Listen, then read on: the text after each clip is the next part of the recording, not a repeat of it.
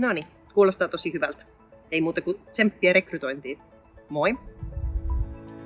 Jos sunkin järjestöllä on paikka auki -avustuspäätös, niin nyt on ehkä rekrytoinnin aika. Kun rekrytoit, niin muista ohjelman kriteerit. Paikka auki on suunnattu vaikeasti työllistyville nuorille ja osatyökykyisille. Lisätietoa näistä meidän kriteereistä löydät nettisivuiltamme. Työntekijän valinnassa kannattaa myös miettiä, kuka oikeasti hyötyy tästä mahdollisuudesta.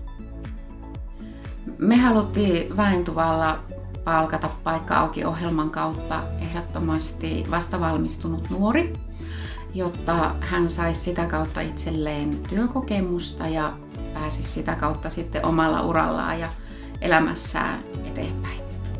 Me haluttiin työllistää Joni tänne Jyväskylän A-kiilalle sen takia, että hän kuuluu meidän kohderyhmään ja hänellä on itsellään toipujakokemus. Hän saa ennen kaikkea arvokasta työkokemusta, mutta myös ammatillisen tutkinnon tästä. Ja hänellä olisi voinut olla vaikeuksia sen oman taustansa vuoksi työllistyä tavallisille työmarkkinoille.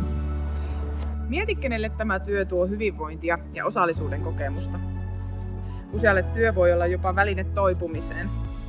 Ja muistathan, että räätälöinti ja mentorointi kuuluu paikka auki -ohjelmaan ja niitä toteutetaan läpi työsuhteen.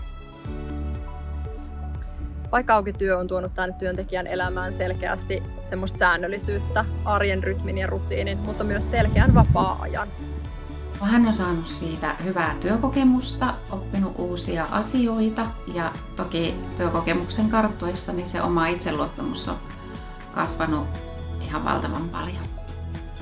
Rekrytoi ideologian mukaan ja ole avoin. Saatat yllättyä positiivisesti.